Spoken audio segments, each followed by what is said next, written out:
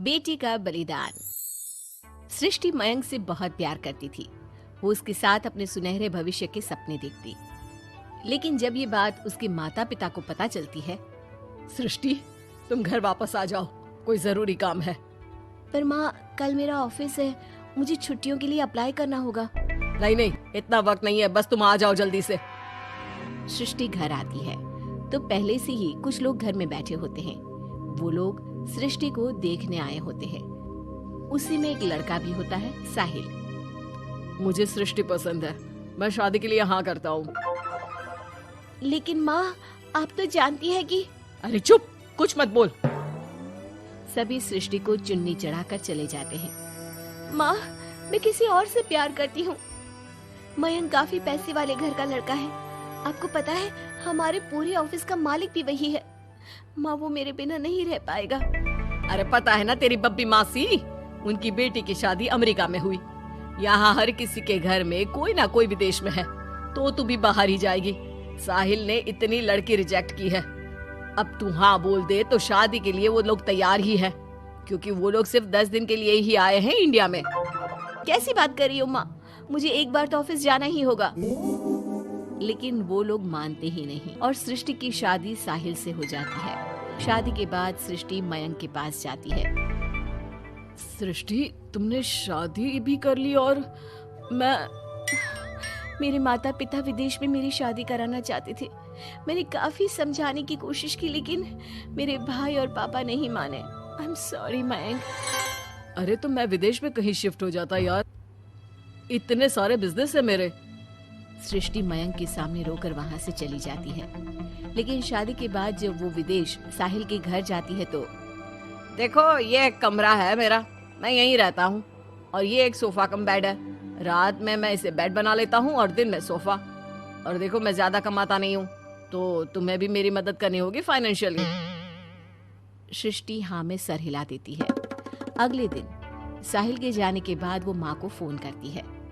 क्या है माँ, कहाँ शादी करवा दी? एक तो कोई चेहरा यहाँ अपना सा नहीं दिखता, ऊपर से ये घर।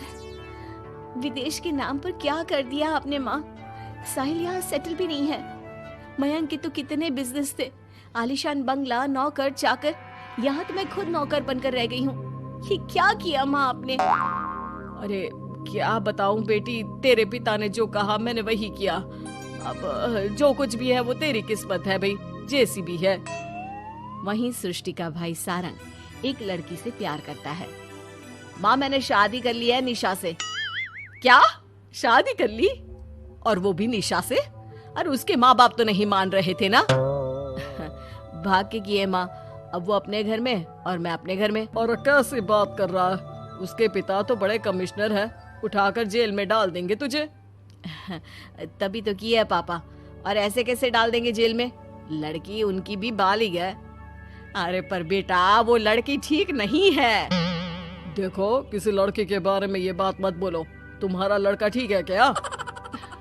काश मैंने सृष्टि की शादी भी उसकी पसंद से की होती, तो आज मुझे इतना रोना तो ना आता। अरे माँ, तुम उसकी बात पर मत आया करो ना। विदेश में है, जहाँ लोग जाने के लिए मरते हैं। हाँ, लेकिन वैकिन छोड़ो और ये बताओ कि बहू को घर कैसे लाया जाए। सभी मिलजुल कर फैसला करते हैं कि वो लोग सारंग की बीवी यानी कि अपनी बहू के घर जाएंगे। सारंग, माँ और पिता वहाँ जाते हैं, जहाँ पर... बहन जी, अब तो बच्चों ने शादी कर ली है, तो आप लोगों का भी आशीर्वाद मिल जाता तो... पता चला हम लोगों को भी। देखिए, मुश्किल है कि हम उसे आप लोगों के घर भेजें। हैं? ऐसे कैसे मुश्किल है? और क्यों नहीं भेजेंगे? बीवी है वो मेरी, भेजना तो पड़ेगा ही। लड़के को बहला फुसला कर भगाने के आरोप में अंदर कर दे क्या? अरे देखिए साहब, इतना कानून तो हमें भी आता है। आपकी लड़की कोई नाबालिग नहीं है। तभी वहाँ निशा आ जाती है।